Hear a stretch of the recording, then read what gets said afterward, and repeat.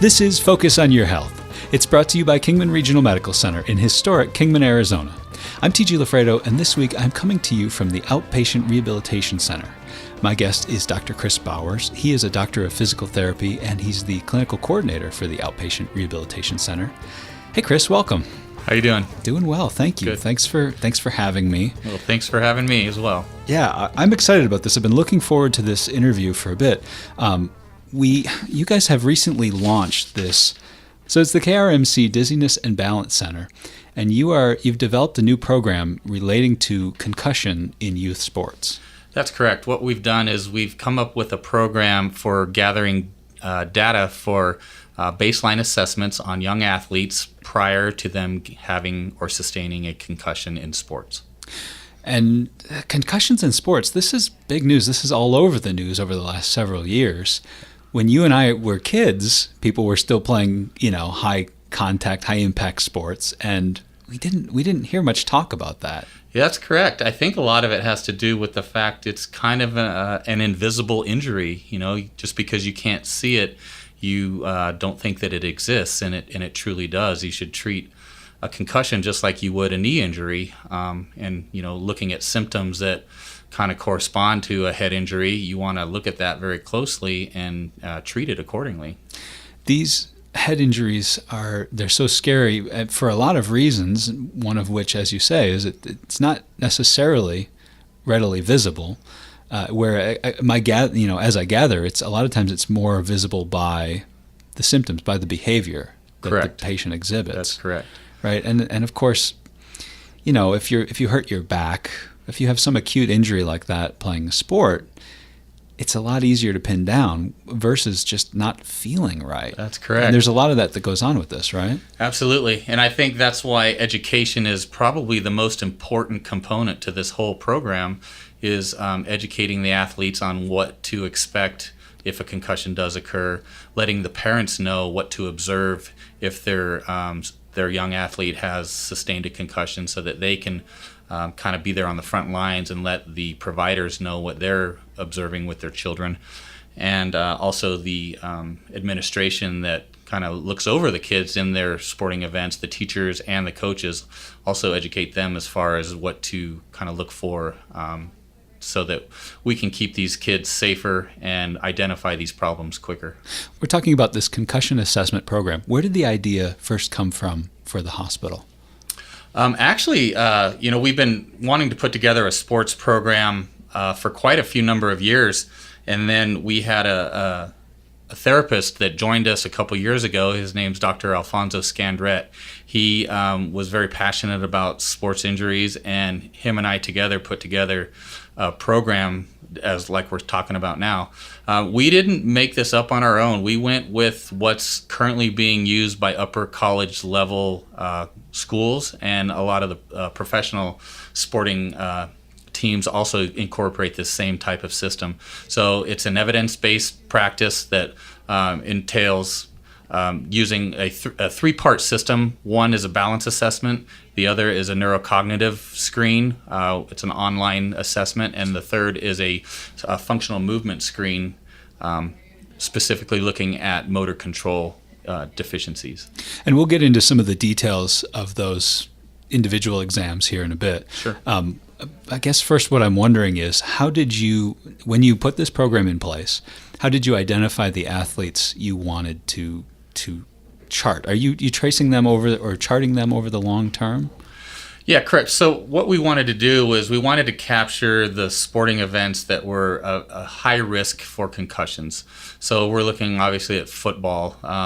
Football, 40% of all concussions happen in football. Football, baseball, basketball, softball, volleyball, wrestling, and even cheerleading is a high concussion sport. So we targeted those athletes first.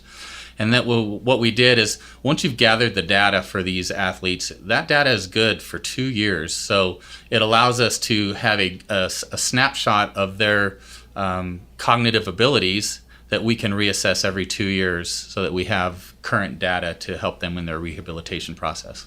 Got it. When you're talking about a concussion, say in cheerleading, which isn't necessarily an immediate I think right away about football and hockey and right, but cheerleading. Are we talking in particular about someone falling and landing on her head, or are there other subtler ways that people can get concussions? Well, both. You can certainly fall from performing a stunt and hit your head on the floor, or a lot of the girls that's they act as bases for the girls that are doing what's called a flyer.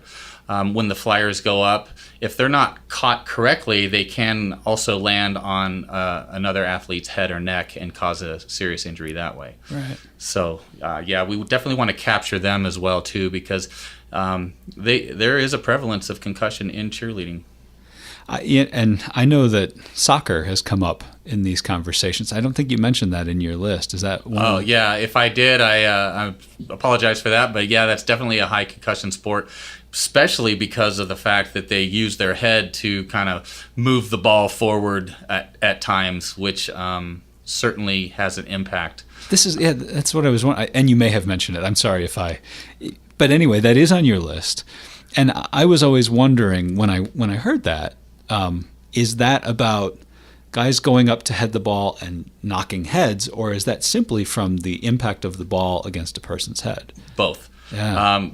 Impact can happen in many different aspects. Obviously two heads coming together, head ball contact, or even to the ground itself. So you can't take them any lightly than the other one. So you have to kind of look at them all. And really, what it comes back to is the athlete portraying any symptoms that look like they can be concussion-related symptoms. So like dizziness, vomiting, nausea, a feeling of just confusion and fogginess. Those are concussion symptoms. So you want to treat that accordingly. I do want to go deeper into that, but I'm still stuck on this idea of heading the ball and how that could cause a concussion.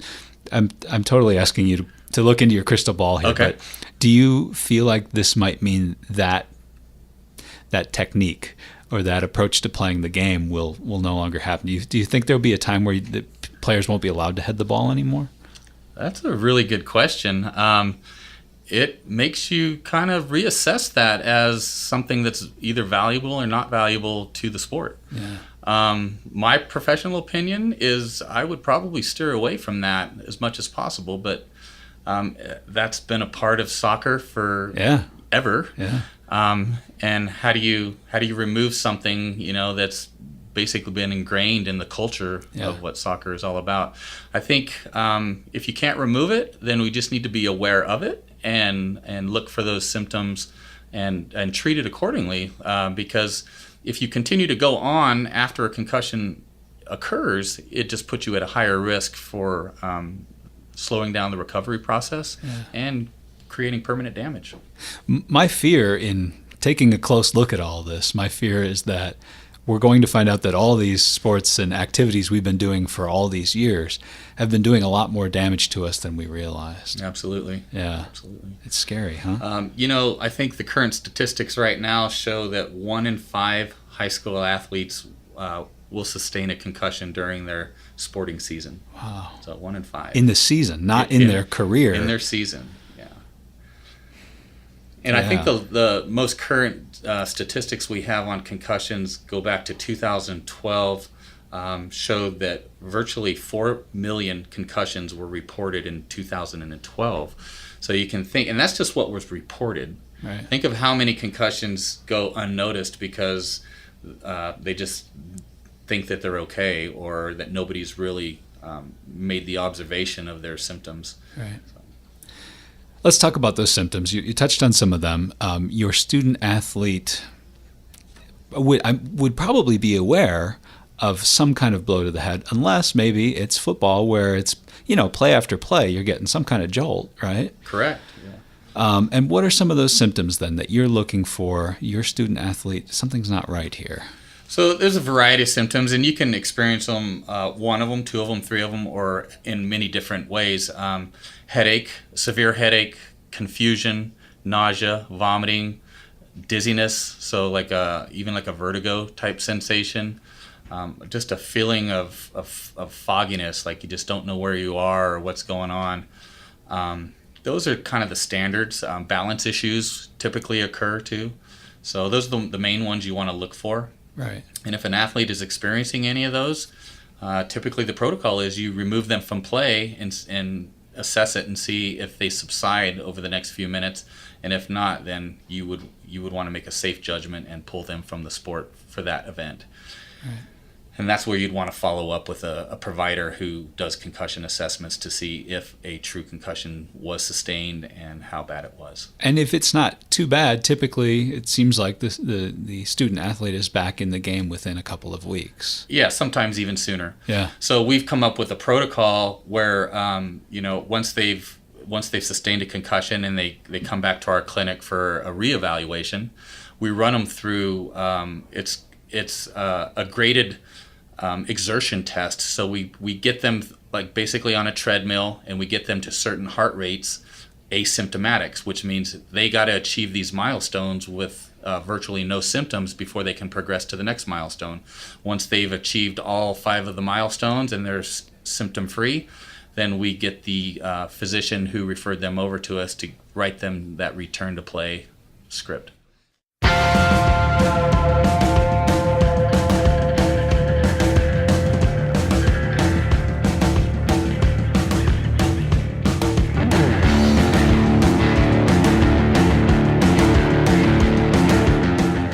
It's time for a quick break on Focus on Your Health. We'll be back in a moment for more with Dr. Chris Bowers, Doctor of Physical Therapy and Clinical Coordinator of the Outpatient Rehabilitation Center at KRMC.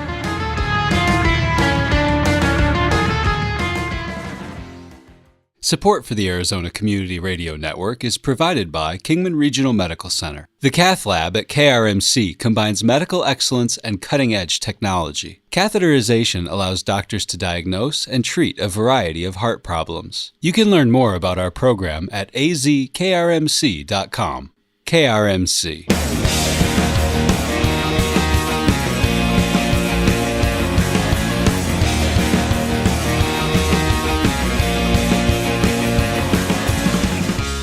And welcome back to Focus on Your Health. I'm TG LaFredo, and this week my guest is Dr. Chris Bowers. He's a doctor of physical therapy, and he's the clinical coordinator of the Outpatient Rehabilitation Center at KRMC. We're talking all about the concussion assessment program they've put together for student athletes. When you guys were setting up this program, you made the decision not to just target patients, student athletes who had head injuries, but to get that baseline information to get everybody. And so you approached our 3 high schools. That's correct. Yeah. And how did that go? Pretty well. We've got good response from 2 of the 3 schools. I don't know if I should throw somebody under the bus for that. Well, we did, but we're waiting for another school to get on board. Anyway. We are. And some schools have their own protocols already put in place, and that's fine. Yeah. And they're already doing a certain requirement that the state mandates for them to keep their athletes safe. Right. What we've done is we've went beyond that. So we want to serve as your healthcare provider who not only does baseline assessments, but guides them through that rehabilitation process. Right. And so you got the baseline assessment. You can track them. That assessment is good for 2 years. And so do you have sort of a cattle call where you bring in an entire team or an entire school? That's exactly how we do it. Yeah. So I coordinate with the athletic directors of the high schools. And what they do is I'll schedule a whole day where we can take up to about 30 athletes in one day, and we'll get the whole football team in here and get them their clinical assessment, which is the balance portion and also the functional movement screen. And then what I do is I coordinate with the athletic director to actually go to the schools, and I set up in their computer lab where they sit down for our impact neurocognitive assessment, which is an online screen that consists of memory, word recognition, shape recognition, and recall, those kind of things that really do get impacted after a head injury. Medical treatment is very expensive, and when you're discussing this program, there's a voice in my head that's saying, what could the price tag be for calling in 30 students at a time? How did you manage this part of it? So it was kind of challenging, but to be honest with you, Kingman Regional Medical Center, they're looking to provide services for the community. We weren't looking at any sort of financial gain from this program at all. So what I've done is as I've went through the administration process, I've got the blessing from our administrators to perform this as a free service through the school system.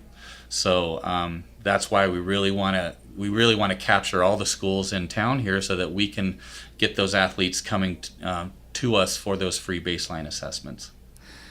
What do you see coming out of this in the long run well, I think there are two questions there, right? One is for the students, but another one is for the program that you're putting together here. It's all about keeping the kids safe. Yeah. Is really the big outcome here. That's the goal. Is we just want a system in place that's looking out for our young athletes, because up to now there hasn't been anything out there that truly captures the injury when it occurs. Now we have that baseline data that we can refer back to. So it's really just about knowing that our kids are safe out there. So when you have student athletes come in to take these tests, this kind of like a battery of exams, what in particular are you taking them through? So it's basically a 3-tier process. It starts with our neurocom balance assessment. So the neurocom machine, it's kind of like this, it almost resembles this phone booth type system where you can manipulate the floors and the walls so that it truly gives an adequate assessment of what your vestibular system is doing. So the vestibular system is the inner ear. It's what controls our balance. So with an impact to the head, the vestibular system is definitely one of the systems that sees the most impairment. So by starting them with the balance assessment, we then go to what's called a functional movement screen. So a functional movement screen runs you through a series of movements that looks at things like motor control, core stability, and it also gives us a good representation of if that athlete is at risk for things like ACL injuries to the knee.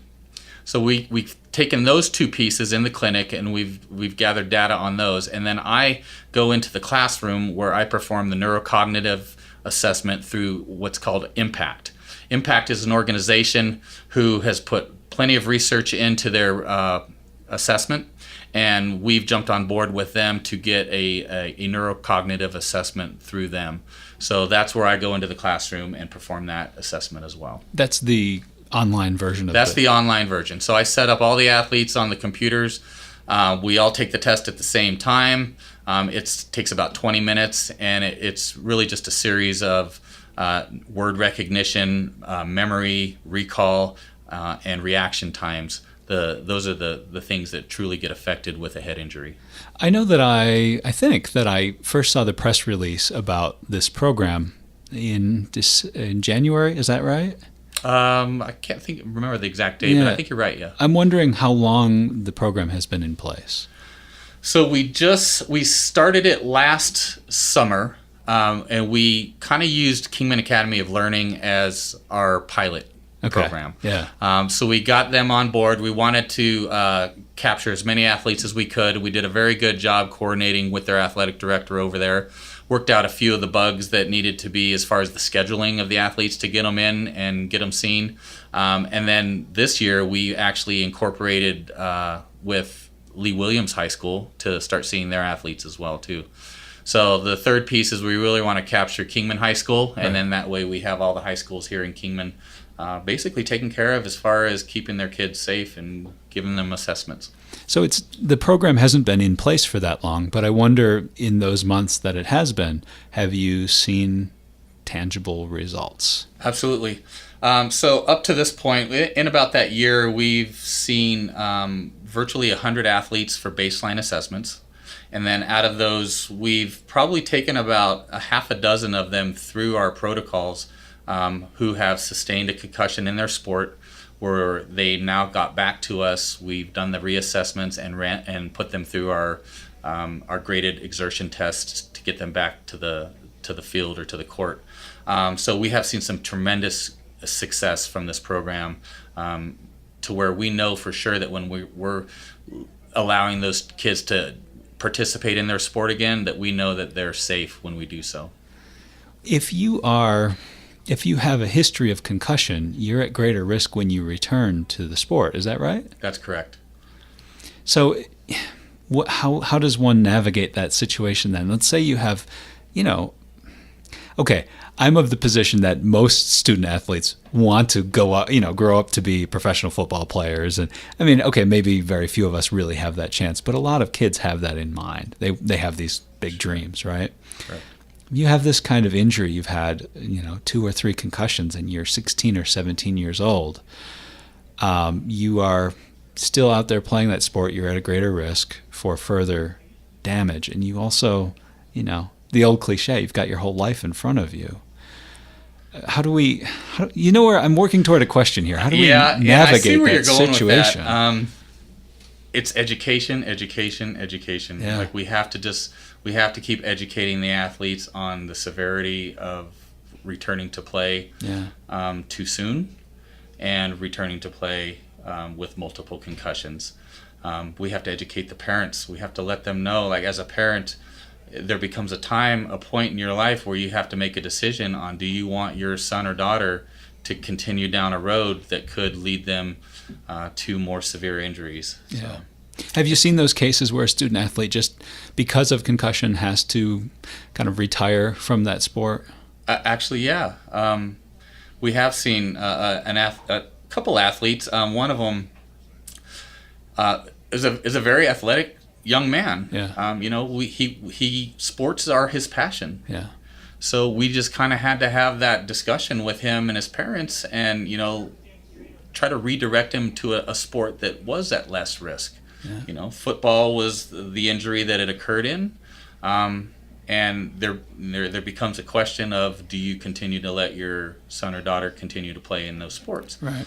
Well, that ultimately comes down to the decision of the parents at that point, how they want to proceed with their child's career, yeah. I guess you could say. My recommendations were to redirect him to a sport that was at less risk. Baseball, for example. The young guy loves baseball, so let's encourage that. Let's play on his strengths and and kind of put him down the road of success. Right. It occurs to me, Chris, every time I talk with physical therapists, there's a certain kind of a lifestyle involved in your profession. They are almost all fit, athletic, they work hard, they train hard. And this is kind of a personal question, but I wonder about your personal interest in sports and in concussions in particular.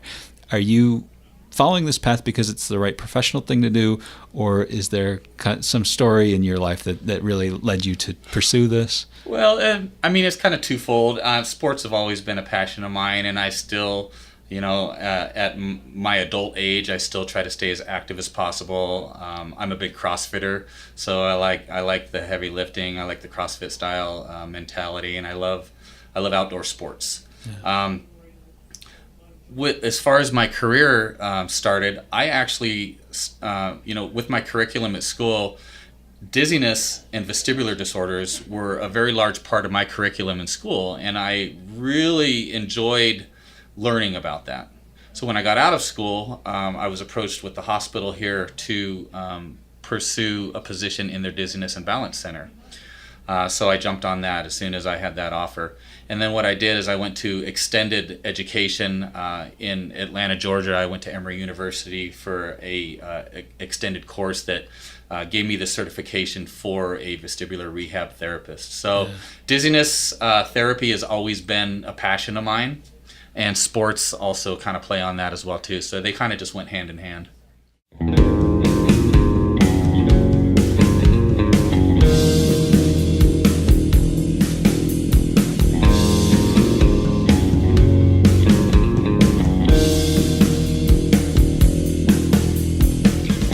That's Dr. Chris Bowers. He's a physical therapist and the clinical coordinator for the Outpatient Rehabilitation Center at KRMC.